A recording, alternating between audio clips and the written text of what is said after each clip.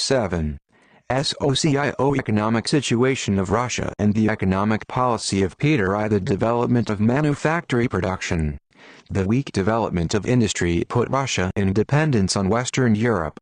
When Peter the Great, dealing with the more developed countries in the West, feverishly built factories to supply the army and strengthen the defense of the country, it was a kind of attempt to jump out of the framework of backwardness. J. Stalin, SOCH, Volume I, p. 248-249.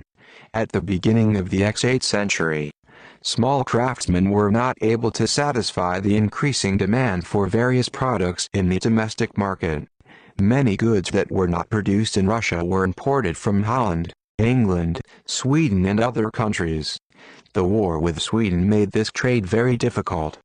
Meanwhile, the army needed cloth, boots, as well as rifles, cannons, gunpowder and other items of military equipment.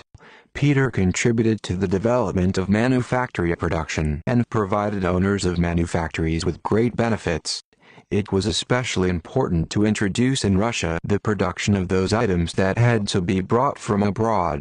Therefore, Peter granted foreigners the right to establish manufactories, and also sent out experienced masters from other countries and arranged with them state-owned manufactories, which he then transferred to Russian merchant companies.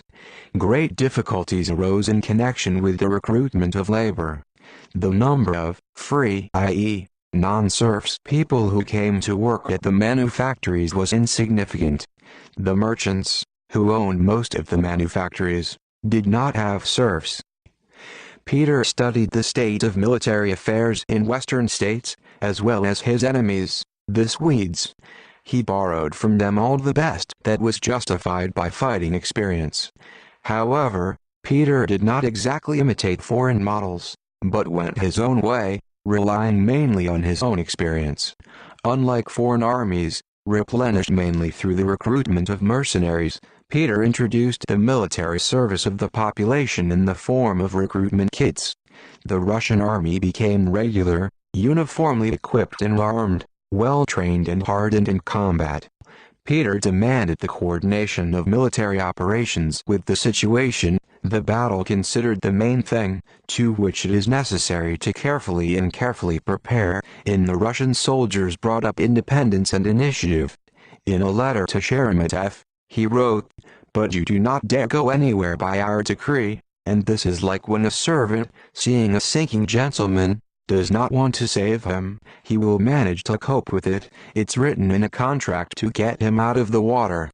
Realizing the importance of the material base in the construction of the armed forces of the country, Peter created a strong material basis for the army and navy, developing metallurgical and metalworking industry. The development of industry enabled him to significantly improve the state of Russian artillery. At Petra, the mobility of artillery improves and horse artillery arises. In this respect, Russia has outstripped other countries for 50 years. Military regulations, published in 1716, clearly defined the place of artillery both on a campaign and in combat. The command staff of the army was trained in special schools and guards regiments. To this end, Peter was opened in Moscow Navigational School and Medical School at the Military Hospital, on Yaoza, in St. Petersburg, the Maritime Academy and the Artillery School. As a result of the military reforms, by the end of Peter's reign, Russia had a large permanent army, which in combat qualities greatly surpassed the best European troops. In it there were, in addition to the Cossacks, up to 200,000 soldiers, which amounted to about 130 regiments. Peter I laid in the Russian army so strong and reliable foundations of organization and tactics that they gave her the opportunity to develop completely independently during the entire X8th century. Before Peter, Russia did not have a single warship.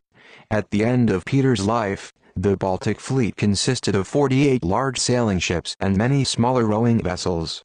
The Russian fleet has become one of the strongest European fleets. Russian sailors in victories over the Swedish fleet cover themselves with eternal glory.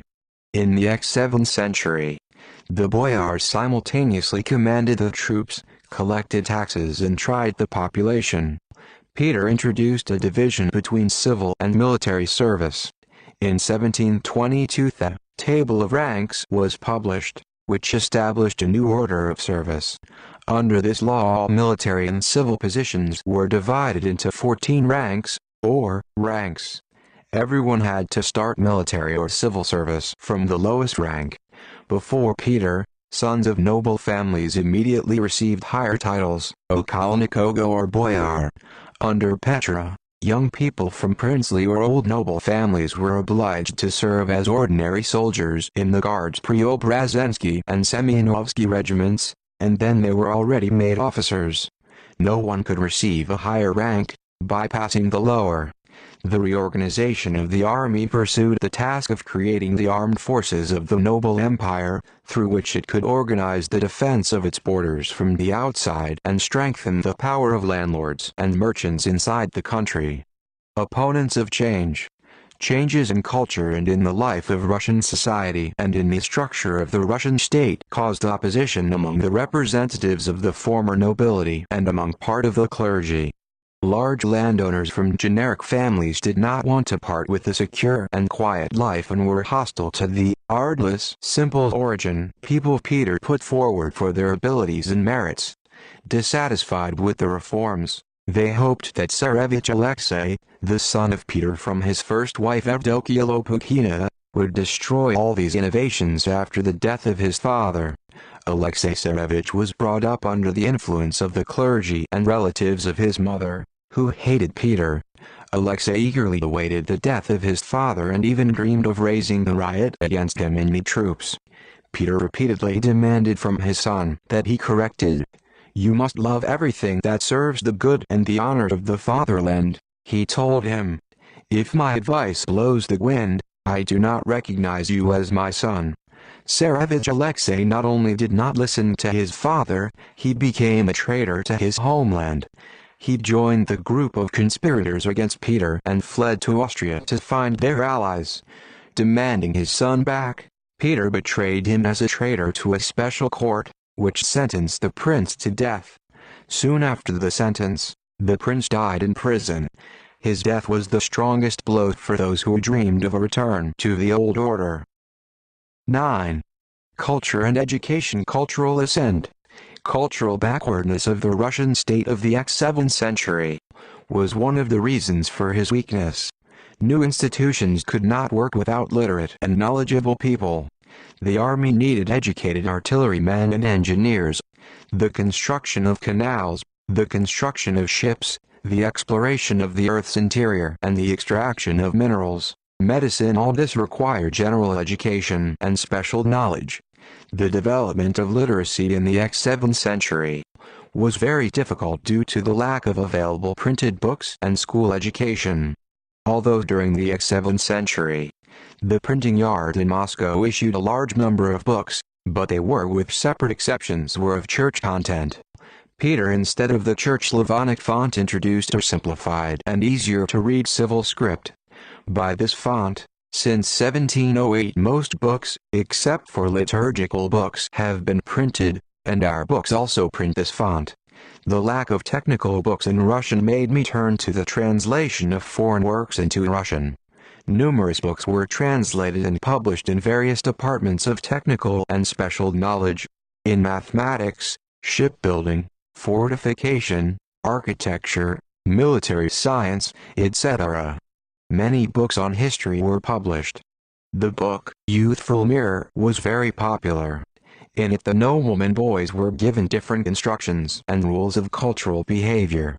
Since 1703 in Moscow, and then in Petersburg, the first Russian newspaper Vedomosti began to appear. It consisted of several small format sheets.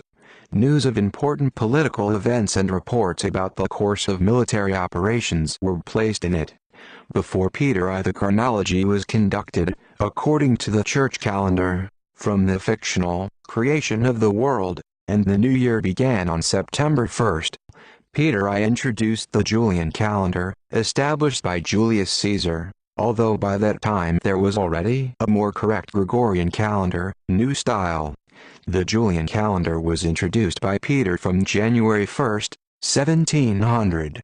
By the time of Peter, the beginning of school education is related. In 1701, the Navigator School was opened in Moscow for the training of young men of various classes, nobles, townspeople, etc., in naval affairs. The school gave a good mathematical education. The main participation in it was received by the outstanding Russian teacher, the author of the first Russian textbook on mathematics and navigation, Leonti Filipovich Magnitsky. Magnitsky set himself the task of giving the Russian young men a Russian allowance. In his textbook, he wrote in a poetic form, "Zane reason gathered all the rank and natural Russian, and not the Germans." In 1715, part of the students of the Navigational School was transferred to St. Petersburg in the Maritime Academy that opened there. The Maritime Academy produced not only educated sailors for combat service in the fleet, but also well-trained surveyors and cartographers. In Moscow, the first medical school, surgical school, was opened at the military hospital. For general education in the provincial cities were opened Tsifiryu called elementary mathematics schools in which the children of noblemen, bureaucrats, deacons and scribes aged 10 to 15 years were taught literacy, arithmetic and the beginnings of geometry. The training system was very harsh, and for the slightest offense students were beaten with whips and flogged with rods. In 1702, a troupe of actors, led by Johann Kunst, performed in Moscow. For her, a wooden, cum-dial temple was built, in which the Kunst troupe gave paid performances for Moscow spectators. At the request of Peter I, the theater showed the triumphal comedy for taking the nut. Changes in culture and life have mainly affected the nobility, especially their upper strata. Peter was well aware of the importance of education for strengthening the nobility. He demanded that all nobles between the ages of 10 and 15 study, and even forbade marrying those who do not finish school. Adolescent teenagers, underprivileged, were to appear at the reviews where their knowledge was checked. The nobility of Peter's time and in appearance differed sharply from their fathers and grandfathers. A short European jacket replaced the long-neck Moscow dress. The head was covered with a powdered wig and a triangular hat. He wore high boots on his feet, boots with funnels at the top. Many nobles, sent by Peter abroad, have learned the habits and tastes of the European noble society. Nobles began to gather together with their wives and children. Such meetings were called assemblies. On holidays in the capital, big noisy masquerades were held, stretching for several days. Helpers of Peter the Great. Most of the nobles, who understood the need for reforms to strengthen the state, supported Peter. Out of the nobility, many of Peter's active employees appeared in both military affairs and civil administration. At the same time, Peter, selecting talented and devoted assistants, was not limited to nobles alone, but promoted the people he needed and, from the most vile kind. These people, who emerged from the non-nobility, then themselves became noblemen, acquired vast estates and oppressed the people no less than the old nobles. About the general prosecutor Yegoshinsky was told that in his youth he had hoarded pigs. In charge of foreign affairs, Shafarov, a Jew by nationality, was a seller in a shop. The closest assistant to Peter I was Alexander Danilovich Menshikov. About him said that he was a child selling pies on the streets of Moscow. Then Menshikov entered the amusing regiment, went abroad with the Tsar and worked with him at the shipyard. Peter I fell in love with Menshikov for his cleverness, orderliness and courage. Menshikov began to manage military affairs. But Peter knew the flaws of Menshikov and more than once he taught him with a stick for profit from the treasury. Peter had volunteer assistants among various strata of the population. Many of them themselves handed him notes with proposals for various reforms. For example, Ivan Posashkov, a well-to-do peasant from the palace village outside Moscow. Posashkov, engaged in trade, traveled a lot around the country and knew her life well. He wrote an essay on poverty and wealth and dedicated it to Peter I. In it he expounded his views on various issues of economic life and the state system. Particular attention was paid to Posashkov trade. He did not succeed, however, in conveying this work to Peter. After Peter's death, Posashkov was arrested for harsh comments about the nobles and died in prison. Petersburg, the capital of the Russian state since 1713, was St. Petersburg, built by Peter I. Petersburg arose in a new place, where previously there were several villages surrounded by dense forest. On one of the islands, not far from the Peter and Paul fortress, Peter built a small wooden house for himself. Next to him began to build houses near the king, the nobles and merchants. After the Poltava victory, Peter decided to make the new city the capital of the state. Tens of thousands of peasants were brought to the construction of the city. They worked in the swamp, knee-deep in the water. There were not enough shovels, wheelbarrows. Sometimes the ground had to be worn in the hem of the shirts. In these difficult conditions thousands of working people perished, but new ones were sent to their place. Petersburg was built quite differently than Moscow. On the sites of the former forests and marshes were laid wide straight streets. Peter wanted the new capital to be built of brick and stone. But in the country there were few masons. Therefore, Peter forbade in other cities to build stone buildings, and masters Kamenshchikov moved to St. Petersburg. To decorate the city, Peter summoned the best foreign architects and artists. On the banks of the Neva were built large stone buildings. There were parks with paths and fountains. Against the Peter and Paul fortress a large shipyard was built. From it there was a wide street, which received the name of Nevsky Prospect. Moscow was gradually emptying. It was left by noblemen, large merchants. By order of Peter quickly settled and the northern capital came to life.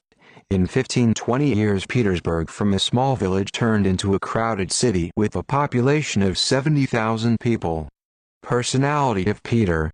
Peter I did not look like his predecessors, the Moscow kings, whom the people saw only during church holidays, dressed in luxurious, inconvenient robes of gold brocade. Peter did not like ceremonial palace ceremonies and pompous empty speeches. At the usual time, he dressed very modestly. The predecessors of Peter considered it unworthy for themselves to engage in any kind of work. Peter loved work and knew how to work. He possessed a rare physical strength. He easily straightened the horseshoes with his hands and forged an iron stripped several poods in weight. Peter knew many crafts and willingly engaged in manual labor. He was very curious. He was not ashamed to learn all his life. Russian czars spent much of their time in the churches or listened to long prayers in their rooms. Peter's day began at 5 in the morning. Getting up from his bed, Peter walked about half an hour to stretch his legs. Then he sat down to listen to the business that the secretary was reading to him. After a light morning breakfast Peter in the carriage or on horseback, and in good weather on foot, went to the city. At this time, his tall figure could be seen in various places in the capital. He visited the shipyard, factories, workshops, institutions. After dinner, Peter usually sat down again to do business, and then worked on a lathe in his workshop. In the evening, Peter often went to visit. He visited not only the houses of his courtiers, but easily went to the merchants, masters, sailors. All this was completely unusual for the beginning of the 8th century. Peter was a good organizer and an outstanding statesman.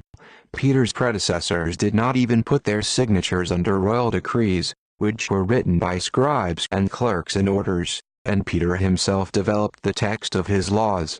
Peter understood the historical tasks that faced the country. He did a lot for the development of original Russian culture. Yet Peter was characterized by an excessive passion for foreigners, which with his closest successors grew into a blind and slavish worship of Western culture. Peter himself had many shortcomings of his contemporary noble society. Peter loved rough entertainment. Holidays with the participation of the king, stretching for several days, accompanied by general drunkenness. Peter was very quick-tempered. Sometimes on insignificant occasion he beat the guilty with a heavy baton. Peter hated cowardice, lying, hypocrisy and dishonesty in people. Most of all, he hated the attachment to antiquity, which prevented the necessary reforms for the country. Peter tried to overcome backwardness in everything. In economics, technology, in the state system, in culture, in everyday life. Possessing great will, determination and perseverance, Peter swept away all the obstacles that stood in the way of transformation. In the struggle against backwardness, with barbarism, Peter was inexorable. Lenin wrote that Peter accelerated the adoption of Westernism by barbarous Rus, without stopping before the barbarous means of struggle against barbarism. Lenin, Collected Works, Volume 27, p. 307. Russia under Peter I, the Empire of Landlords and Merchants. After Peter's reforms, Russia became a strong European state. In Russia, there was a large-scale industry of its own. The Russian army and navy became famous for victories over the Swedish troops, which were considered the best in Europe. The administrative institutions introduced under Petre improved and strengthened the state order. Great progress has been made in the development of culture. However, the feudal serf system did not completely overcome Russia's backwardness in comparison with the states that had embarked on the path of capitalist development. The ruling class in Russia was noblemen landlords. Therefore, all the benefits of Peter's reforms first went to the nobles, as well as to the newly born merchant class. All successes in strengthening the noble state were achieved through the cruel exploitation of the peasants. Under Peter I, Russia became a powerful state of landlords and merchants. Peter the Great, pointed out Comrade Stalin, did much to raise the class of landlords and the development of the nascent merchant class. The Russian nobility achieved in the reign of Elizabeth Petrovna new privileges. Only noblemen had the right to own lands inhabited by peasants. The nobles were freed from humiliating punishment by whipping and whipping. In St. Petersburg, the noble bank was opened, from which nobles could borrow money for small interest. The landlords were given the right without the court to exile their serfs to settle in Siberia, and each exiled was counted instead of a recruit for the army. In order to free themselves from the peasants who were objectionable to them, as well as old and sick peasants, the landlords very widely used this right. The vast majority of exiled people died on the way from diseases, cold and hunger, and hardly one of the 4 people traveled to Siberian cities. Elizabeth herself, like her predecessor, did little to interfere in state affairs. Life in the palace began to resemble a continuous holiday.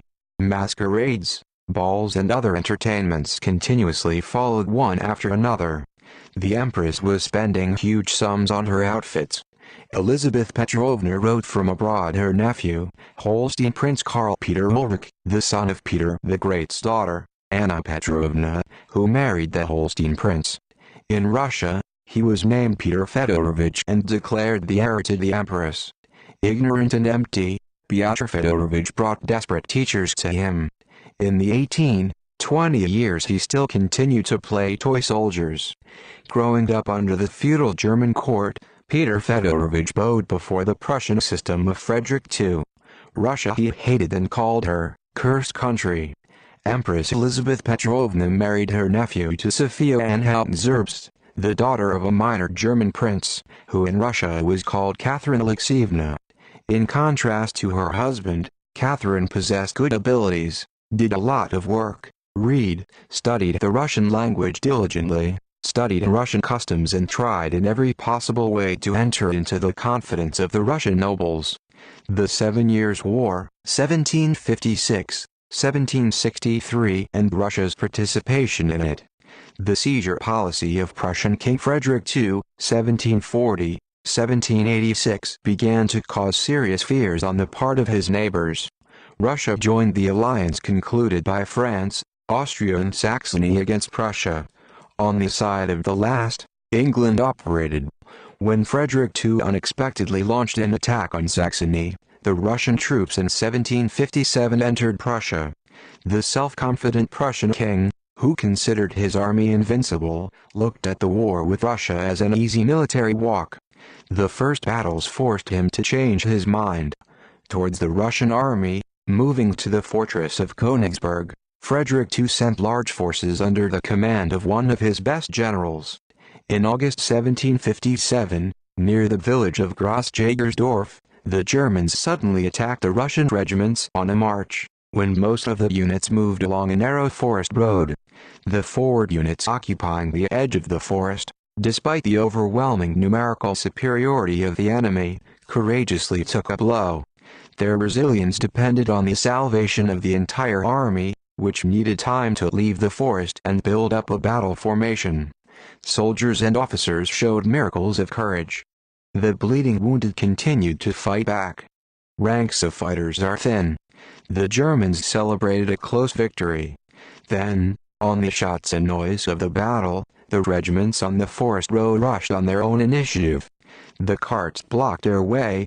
Soldiers, overcoming thick bushes and trees, unexpectedly for the Germans appeared on the battlefield. Not allowing the Germans to come to their senses, the Russians with the shouts of "Hooray!" rushed into the bayonet attack. The Germans did not survive this impetuous blow and fled in disorder, throwing guns and wounded men. The Russian army won a complete victory. Soon, the Russian troops took the fortress of Königsberg, now Kaliningrad, without a fight. Enduring the defeat of the Russian troops, Friedrich II rushed from side to side. Only the slowness of the command of the Allied troops saved him from ruin. France and Austria feared Russia more than Prussia. In 1759, having gathered all the forces, Friedrich II led them against the Russian army, which threatened the city of Frankfurt on the Oder. Russian troops under the command of the old combat general Saltykov took a position near the village of Königsdorf. At the beginning of the battle, despite the stubborn resistance of the Russians, the Germans managed to crush their left flank. Frederick II was so confident of victory that, without waiting for the end of the battle, he sent a message to Berlin about the complete destruction of the Russian army. Meanwhile, the rebuilt Russian regiments with unprecedented courage beat off one after another the fierce attacks of the Prussians. The enemy was struck by the deadly blow of the Russian cavalry and infantry. The Germans fled, throwing guns and banners. Friedrich II himself was almost captured. Having lost almost the whole army in the Battle of Königsdorf, the Prussian king fell into despair, thought even to commit suicide. "I'm unhappy that I am still alive," wrote the king. "When I say this, everything runs, and I no longer have power over these people." Berlin was seized with panic. The disagreements between the Allies at this time saved Frederick II and gave him the opportunity to assemble a new army. But a year later, Berlin was still occupied by Russian troops. In the fall of 1760, a small Russian detachment approached the German capital. The garrison of Berlin, except for the armed inhabitants, consisted of 26 battalions of infantry and 46 squadrons of cavalry with 120 heavy guns. However, the impression of the victories of the Russian army was so great among the German generals that, despite their quantitative superiority, they did not dare defend the capital and secretly withdrew troops from the city at night. In the morning the city authorities of Berlin presented the Russian command on the velvet cushion the keys to the city's fortress gates. The position of Frederick II was hopeless. He was saved by the death of the Russian Empress Elizabeth, who died in December 1761. The new Emperor Peter III, a fan of Frederick II, immediately concluded a truce with Prussia. 7-year war covered the glory of battle banners of the Russian regiments. Foreigners began to say that no soldier of another army can be compared to a Russian soldier. Even Frederick II admitted that it is easier to kill Russians than to force them to retreat. In this war, remarkable victories were won by the outstanding Russian commander Pyotr Alexandrovich Rumyantsev, 1725-1796. During the 7 Years' War, Rumyantsev was convinced of the advantages of the Russian fighting school of Peter the Great over the Prussian military system of King Frederick II.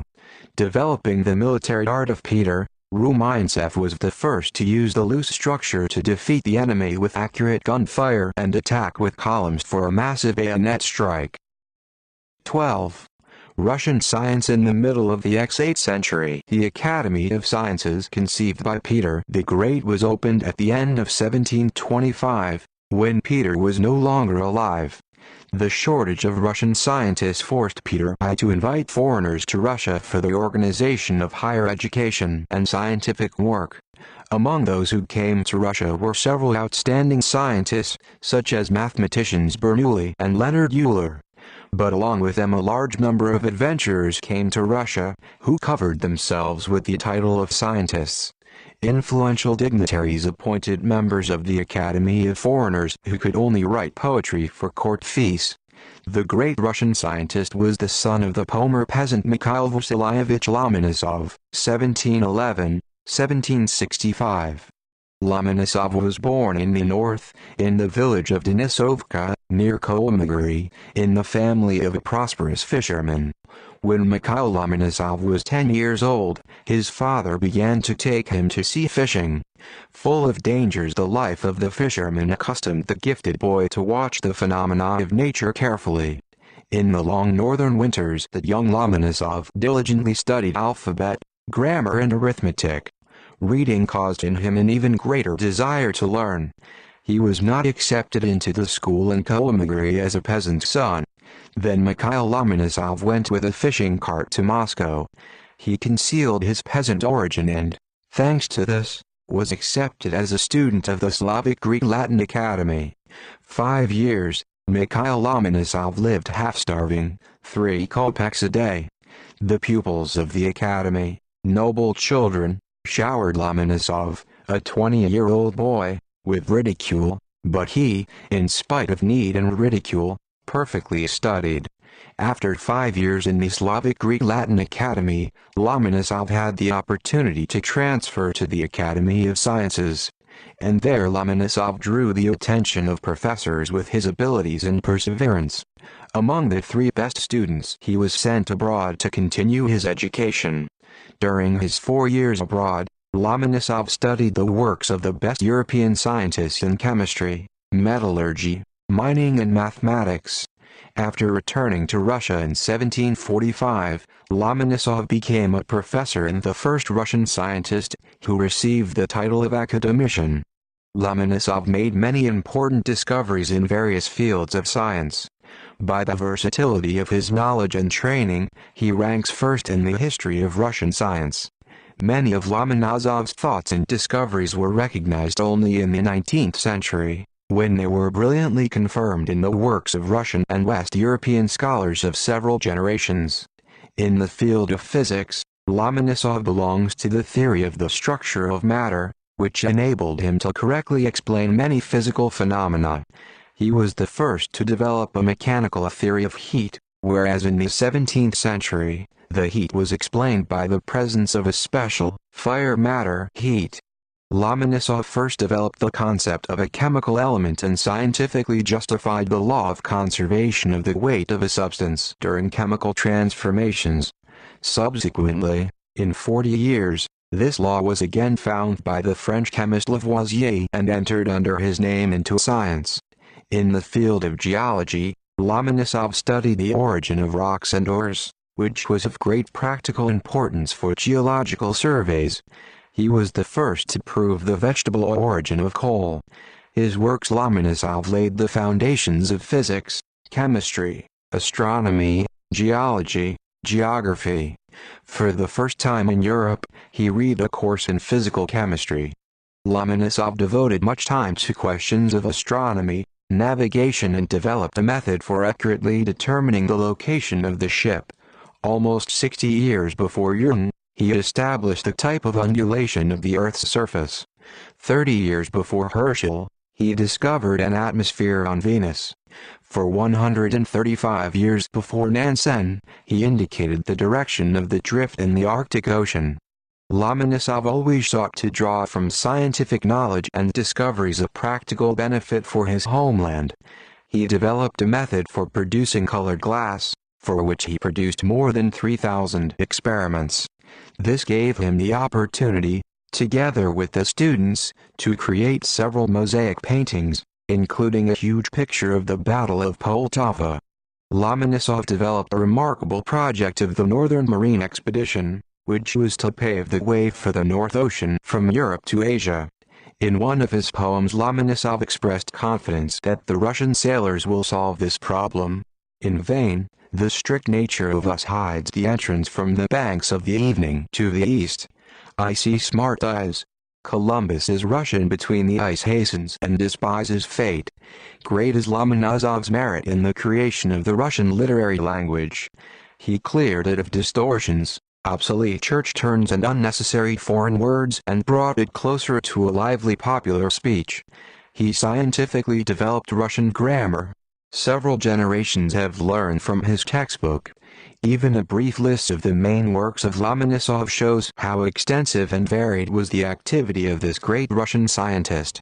The great Russian poet as Pushkin wrote about Lomonosov, by combining the extraordinary willpower with the extraordinary power of the concept, Lomonosov embraced all branches of enlightenment. The thirst for science was the strongest passion of this, a soul full of passions. The historian, the rhetorician, the mechanic, the chemist, the mineralogist, the artist and the poet, he experienced everything and penetrated everything. Thus, the encyclopedically educated scientist-innovator Lomonosov occupies one of the first and honorable places among the world scientists not only of his time, but also in subsequent times. His mighty thought enriched and moved forward the European science of the 18th century. Lomonosov did much to spread science and to train young Russian scientists, writers and artists. He vigorously fought against the dominance of foreigners in the then Academy of Sciences. According to Lomonosov, in 1755 the Moscow University was opened, which brought up a number of outstanding scientists and writers. 13. Geographical openings. Colonial policy of Russian CARSHIP with the RECEIVRS of Peter I. Discovery of Kamchatka. The Russians continued to develop the Arctic, Siberia, the Amur, the coast and the islands of the Pacific. The Tsarist government sought to fill the shortage of funds, acutely felt as a result of large military expenditures, the impoverishment of the population and the exhaustion of the country, through new colonial acquisitions. In 1697, 1698 years, Streltsy Pentecostal, Chief Vladimir Lasov went with a small detachment from the Anadyrsky Ostrog, on the Anadyr River to the shores of Kamchatka and overlaid the Kamchatka, its Elman, with the Yasak, tribute, which was collected mainly by furs. Russian explorer Lasov first discovered Kamchatka and compiled a description of it. The Kamchadales lived in clan unions. Each genus numbered several hundred yurts. The main occupation of the inhabitants was fishing. The clans feuded and waged wars among themselves. The weapons of the Kamchadales consisted of bows with stone and bone arrows. After the Atlasov expedition, the first Russian fortified small towns appeared on Kamchatka, from where Cossacks and servicemen came out to capture the catch and harvest of Yasak. The Kamchadales frequently attacked the collectors of the Yasak, and sometimes came to the very small islands, but could not master them. In 1731, 1732 years, there was a great uprising of the Kamchadales, which affected a considerable number of genera. The uprising was led by the Kamchadales, who used to live with the Russians and who had learned to own firearms. After the suppression of the uprising in Kamchatka, the power of Russia was finally consolidated. Simultaneously, numerous generic unions of the Kamchadales began to disintegrate. Expedition Bering, Chirikov. Already in the middle of the X7th century, the expedition of Semyon Dezhnev rounded the Chukchi Peninsula and proved the existence of a sea strait between Asia and America. However, this discovery was forgotten by the beginning of the X8th century. Peter I shortly before his death wrote the order of the Kamchatka expedition, which was entrusted again to survey the northeastern coast of Asia and to establish whether it joins with America. At the head of the expedition was the Dane Bering, who served in the Russian Navy. During the first expedition in 1728, 1730 years, Bering reached the strait, later named after him. But he did not dare to continue swimming to the shores of America. 2 years after Bering's return, the Russian sailor Fedorov, along with the geosist Gvozdev on a small ship, not only reached the American shore, but also made the first map of the opposite shores of Asia in America. In the early 40s of the X8th century, the second expedition was organized. This expedition was headed by Bering and Churyakov. After a month and a half, sailors saw the snow ridges of the American coast. It was Alaska. The first to reach the shores of America was the expedition member Alexei Churyakov. For the first time, Alaska was described by Russian people. On the way back, the expedition of Bering experienced severe disasters. From lack of water and food among the members of the expedition, Tsingua spread, from which 1 to 2 sailors died every day. The expedition remained to spend the winter on one of the Commander Islands, named in honor of Bering, the Bering Island. On this island died and Bering was buried. Only in the summer of the following year the surviving sailors built a new ship and reached the shores of Kamchatka on it. Expeditions of Russian navigators to the shores of America had a very great scientific significance. They finally established the outlines of the northern shores of Asia and America. At the same time, a large amount of material was collected about the population, animal and vegetable world of these lands. Following the scientific and intelligence expeditions began to go expeditions of major industrialists to the Kurile Islands and the Aleutian Islands and the American continent. Industrialists and merchants exported from these lands a large number of skins of seals, sea otters, black foxes, blue Arctic foxes and other fur-bearing animals. Especially outstanding in its results was the work of Grigory Ivanovich Shelikov, a native of Rilsk. Fascinated by the search for precious furs, G. Shelikov in the 70s of the X8th century, he undertook numerous trips to the Aleutian Islands and to the American mainland, Alaska. But not one prophet forced G. Shelikov to venture dangerous long voyages through unexplored sea expanses.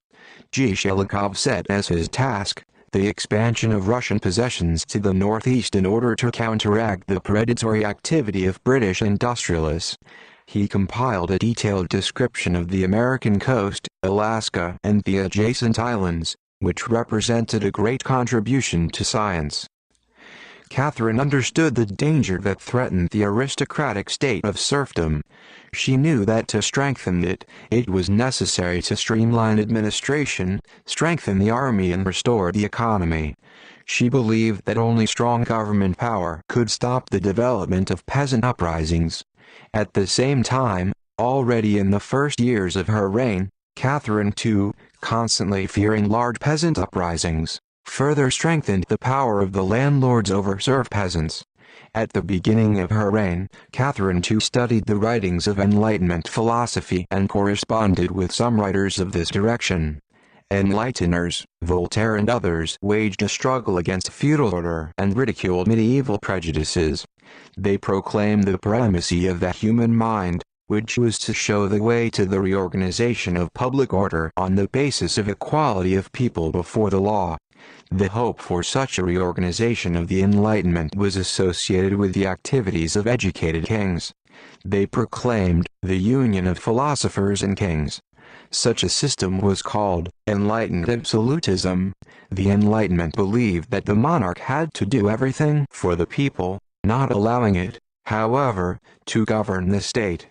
The ideas of Enlightenment philosophy were widely spread in those countries where conditions for the formation of bourgeois public order were prepared, the development of which was hindered by the old feudal institutions. However, representatives of progressive bourgeois thought must inevitably be disappointed in the possibility of restoring public order with the help of kings. In Russia, with the full dominance of the feudal serf system, Educational philosophy had an impact only on a small section of the advanced noble intelligentsia. Catherine too wanted to take advantage of the thoughts of the Enlightenment and them. Criticism of feudal order not to destroy these orders, but in order to further strengthen the autocratic serf state by means of certain improvements in the administrative system. Corresponding with Voltaire, Diderot and other enlighteners, Catherine too also wanted to create in Europe a picture of herself as a wise and enlightened monarch. She deceived these writers. Poverty, hunger and ignorance prevailed in the Russian serf village. Catherine too, meanwhile, informed Voltaire that in Russia there is no peasant who would not eat a hen when he wants, but from some time, Catherine too hinted at the beginning of her reign, the peasants prefer chicken turkeys. Catherine too was very hypocritical. While assuring the educators that she was ready to follow their teachings in her domestic politics, she at the same time ridiculed their teaching. Catherine too loved flattery and worship. She surrounded herself with flatterers and sought to be glorified in European literature. Catherine too, in contrast to her predecessors, personally participated in the resolution of all major policy issues. She herself wrote drafts of laws and decrees, engaged in literature and even published a magazine. Anything in her reign the nobles achieved new major advantages. Century of Catherine was the time of the highest heyday of the noble empire. A few days after his accession, Catherine too, in a special decree, announced that she required peasants to obey the landlords. To put in order the state system, Catherine too decided to convene a commission, which was to compose the new code, i.e., new laws. For this commission, Catherine too herself wrote the commandment, while widely using the works of Montesquieu and several other Western European writers. In the ukaz, she sought to prove the necessity of autocracy for Russia. In the summer of 1767, the commission opened its meetings in Moscow to draft new laws. Most of the deputies belonged to the nobility and the well-to-do strata of the urban population. Serf peasants did not participate in the elections and did not have their representatives in the commission. Deputies came with the voters' sentences, in which their needs and wishes were set out. The proposal of a deputy from the Kozlov nobility to limit the feudal exploitation of the peasants was met with a storm of indignation from the vast majority of the nobles. The nobles asked not only to preserve their rights and privileges, but to expand them even more. Most of the meetings of the commission were devoted to reading the empress's punishment and discussing the mandates of the deputies. The order of Catherine II and the commission convened by her to draft new laws had no practical results. When the war with Turkey began, many members of the nobility left for the army. At the end of 1768, the work of the commission ceased, but Catherine received the opportunity to familiarize herself with the mood of the Russian nobility, striving to strengthen the feudal and feudal autocratic system. 16.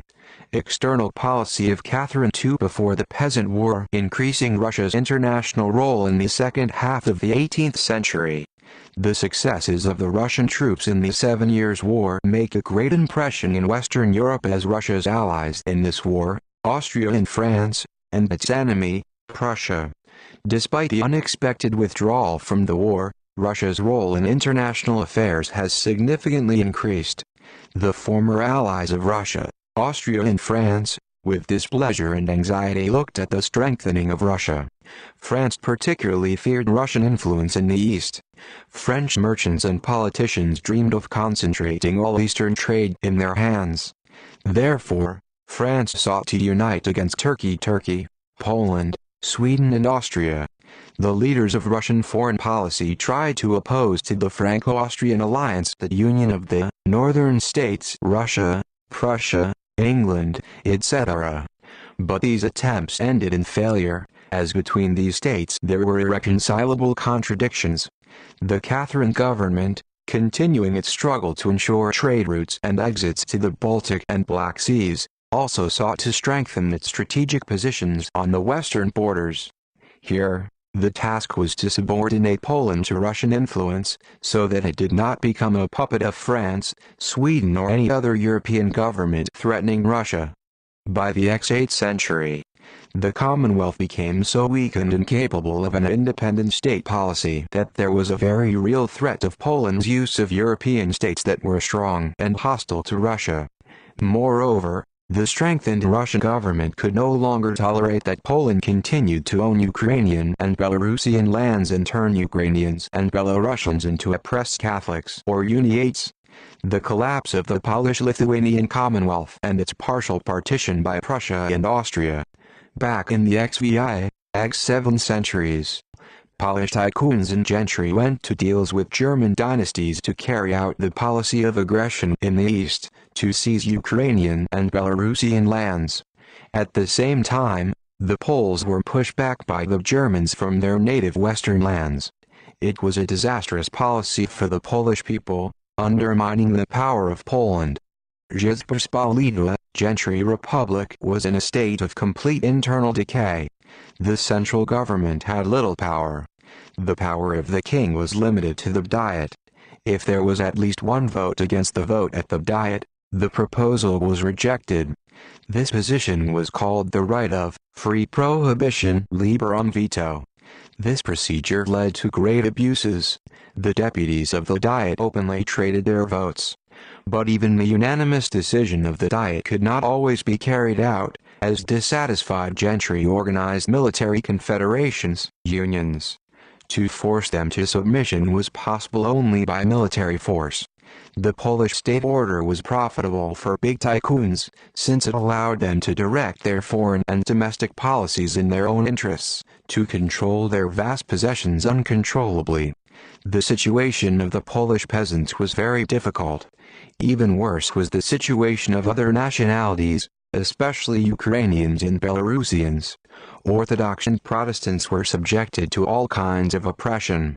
After the death of the Polish King Augustus III, in 1763, the Russian government succeeded in electing the Count Stanislaw Poniatowski, a man pleasing to Catherine II. The Russian government demanded from the Diet an equation in the rights of Orthodox and Protestants with Catholics. When the Diet rejected this demand, the Russian ambassador in Poland, Prince Repnin, organized 3 confederations, unions from Orthodox, Protestants, and Catholics. Dissatisfied with the king, the Confederates received large amounts of money from the Russian government, and Russian troops were sent to Poland. At the Diet continued to be heard voices against any concessions, but Repnin arrested several senators in Warsaw himself and sent them under strong convoy to Russia. The Sejm was compelled to agree to an equation in the rights of the non-Catholic gentry with the Catholics. In 1768, a special agreement was concluded between Poland and Russia, according to which the Polish state order was to remain unchanged in the future. Russia took upon itself the guarantee of its inviolability. Part of the Szlachta, dissatisfied with concessions to the Russian government, in turn, assembled an armed confederation in the city of Bar. The Confederates received support from France, which sought to weaken Russia. The Confederates began to attack not only the Russian troops, but also the local Ukrainian population. This caused a Cossack peasant uprising against the Polish domination in Ukraine. Then the Tsarist government helped the Polish authorities to suppress the insurrection, as it feared that the peasant movement would spread to Russia. The strengthening of Russia's influence in Poland was very disturbing to Austria and Prussia. Prussian King Frederick II, fearing that Russia would strengthen in Poland, made a plan for the partition of part of the Polish territory between Austria, Prussia and Russia. Fearing that Prussia, Austria and France would act in favor of Turkey against Russia, Catherine agreed to implement this plan. Prussia annexed the Polish possessions near the Baltic Sea, Pomerania, and part of Greater Poland. As a result, East Prussia united with Brandenburg in one continuous territory. However, Danzig and Thorn, whom Prussia sought, she did not receive because of the disagreement of Catherine II. Austria captured the Ukrainian Galicia. A part of Belarus has moved to Russia, the population of which longed for reunification. The war with Turkey, 1768, 1774. The events in Poland accelerated the outbreak of the war between Russia and Turkey. The French ambassador convinced the Turkish government that the strengthening of Russia's influence in Poland is unprofitable and dangerous for Turkey. In addition, Polish affairs diverted part of the Russian army. The Turks thought that a convenient moment had come to stop the advance of Russia to the Black Sea. In 1768 the Sultan demanded from the Russian ambassador in Constantinople that Russia withdraw its troops from Poland. Having been refused, he ordered the arrest of the Russian embassy and imprisonment. In Europe, they were convinced that Russia would not stand the simultaneous war with Turkey and Poland and would be defeated. The Crimean Khan started military operations. In the spring of 1769 hordes of Tatars invaded the border southern Russian possessions and began to devastate them. This was the last major raid of the Crimean Tatars on the Russian and Ukrainian lands. At the head of the Russian army was an outstanding commander, General Rumyantsev, well known for his victories over the Germans in the 7 Years' War. His actions were distinguished by independence, boldness and novelty of techniques. Rumyantsev himself sought the enemy. First of all, he tried to destroy his living power. He skillfully selected subordinate commanders, among whom Alexander Vasilyevich Suvorov quickly stood out thanks to the brilliant military talents. In 1770, Rumyantsev learned that not far from the Larga River there is an 80,000-strong Turkish army. At the disposal of Rumyantsev was about 30,000 soldiers. "Glory and dignity do not tolerate us," he said, in order to demolish the presence of the enemy. Russian troops imperceptibly crossed the river and attacked the enemy with a swift blow from the flank. The battle ended in the complete victory of the Russian army. 2 weeks before Rumyantsev, the main forces of the Turks appeared, up to 150,000 people, under the command of the vizier. In the rear of Rumyantsev there were up to 80,000 Tatars. The Turkish commander-in-chief was sure that the Russian army was in a sack. Despite the huge superiority in the forces of the enemy, Rumyantsev decided to attack him first.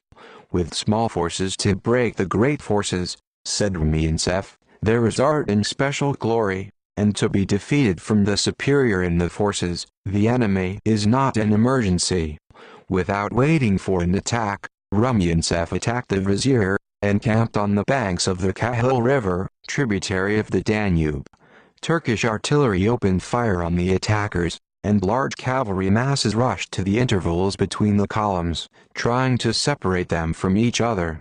There was a critical moment. Some parts began to fluctuate. At this time, Rumyantsev appeared. "Guys, stop!"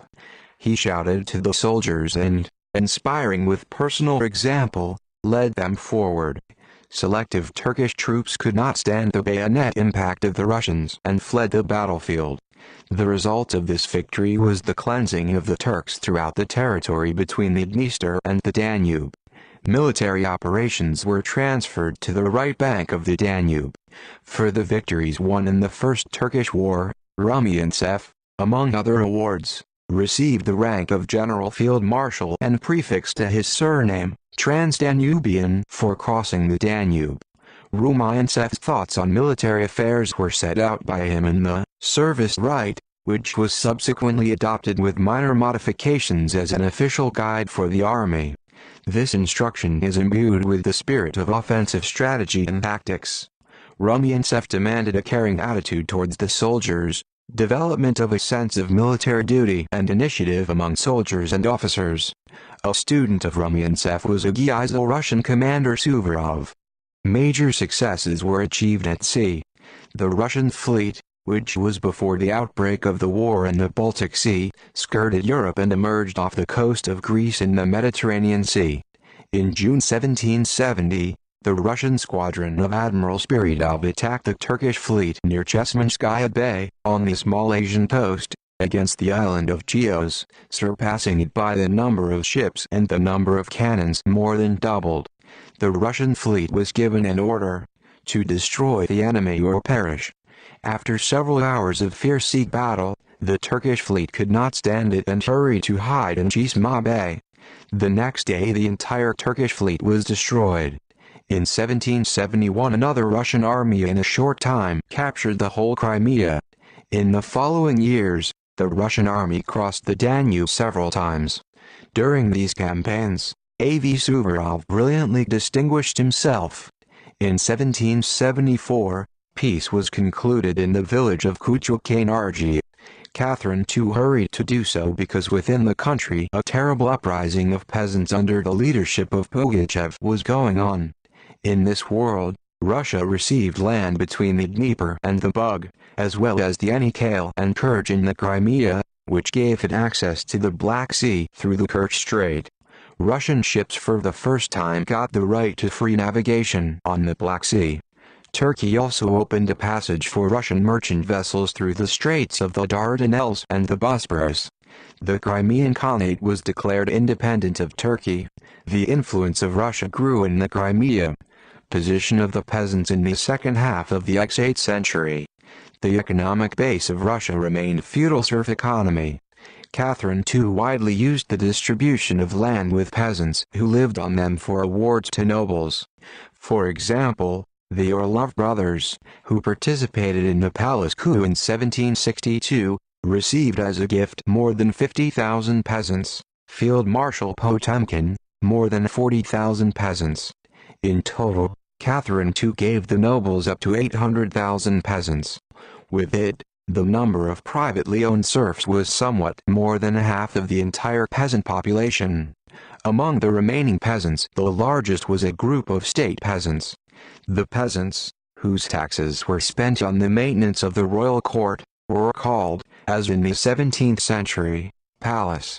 The peasants who made up the personal property of the royal family, with the son of Catherine II, Paul I, began to be called specific.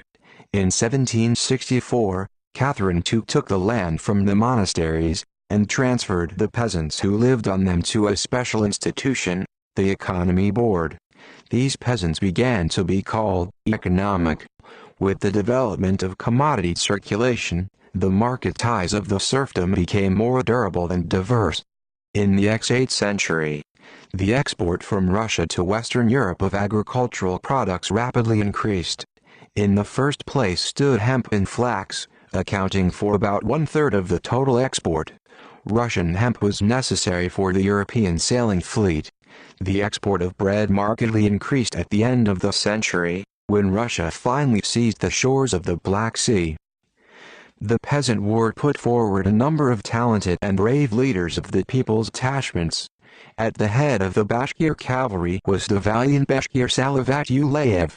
Salavat Ulayev was a folk poet.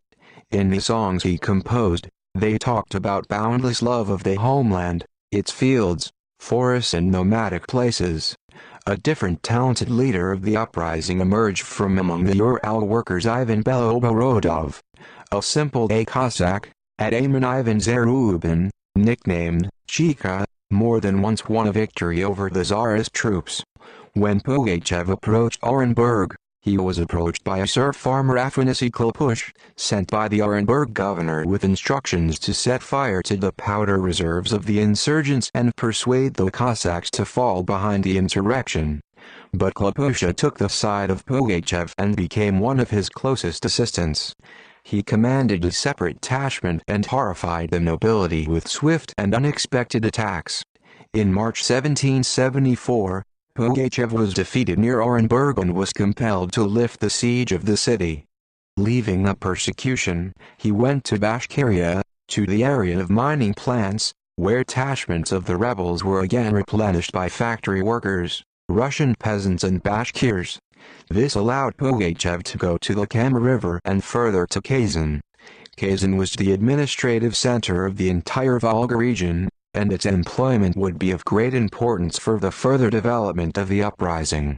In July 1774, Pugachev approached Kazan. The guns were brought to the city under the cover of the baggage train with hay and straw. At this time, a detachment of unarmed factory peasants imperceptibly made their way through the ravines and unexpectedly attacked the city fortifications. Almost with bare hands, The peasants drove away the king's soldiers and, turning the gun they had taken away in the direction of the city, began Emelian Pugachev. Shoot it along the streets. On the other hand, the Bashkirs broke into the city. The royal garrison took refuge in an ancient fortress. To help Kazan approached a detachment of Tsarist troops under the command of Colonel Michelson. In the vicinity of Kazan, Pugachev was defeated and left with only one small detachment to the right bank of the Volga. The persecution of Pugachev. A heavy defeat, the approach of autumn, difficulties with food and fodder forced Pugachev to go to the southern steppes. On the right bank of the Volga, from his troops remained an insignificant detachment. However, when Pugachev appeared in densely populated areas with a large number of landlord farms, this caused a new influx of serfs to him. All the Volga region to the south from the vicinity of Nizhny Novgorod in a short time was covered by the uprising. The cities gave up almost without resistance. The peasants came by themselves and brought together the associated landlords. But these peasant replenishments were as quickly scattered as they were going to. The peasants, who were not trained in military affairs, could not withstand clashes with regular troops. The Tsarist detachments pursued Pugachev at his heels, preventing him from staying longer. Pugachev through Penza, Saratov and Commission in late August approached Tsaritsyn. Here he was overtaken by Michelson and inflicted the final defeat on him. Pugachev with several dozen Cossacks managed to cross the Volga and leave for the steppe. Surrounded by the king's troops, he rushed through the steppe, trying to make his way to Yake. Execution of Pugachev. From the picture of the eyewitness Andrei Bolotov. Decay began among the Cossacks. Less persistent ones began to murmur that the ataman leads them to destruction. The Cossack sergeants who were in the detachment of Pugachev gave it to the Tsarist authorities. Pugachev, shackled in hand and foot chains, was taken to a wooden cage in Moscow, where in January 1775 he was executed. A large number of Moscow nobles came to the execution of Pugachev, since this meant for them the true triumph of the nobility. The memory of Emelian Pugachev is alive among the people. It is preserved in folk songs and legends. The Tsarist government cruelly dealt with the population that participated in the uprising. The peasant uprising led by Pugachev ended as unsuccessfully as the rebellion of Bolotnikov, Stepan Razin, Bulavin. Peasant detachments of Pugachev fought hard only near their villages. They were poorly armed and did not know military training. Among the peasants there was a conviction that a good king could ease their situation. Therefore, Pugachev posed as a king. Peasants could win only with the help of workers, but the working class in Russia in the 18th century yet was not. Peasant uprisings, Comrade Stalin pointed out, can lead to success only if they are combined with workers' insurrections, and if the workers direct peasant uprisings.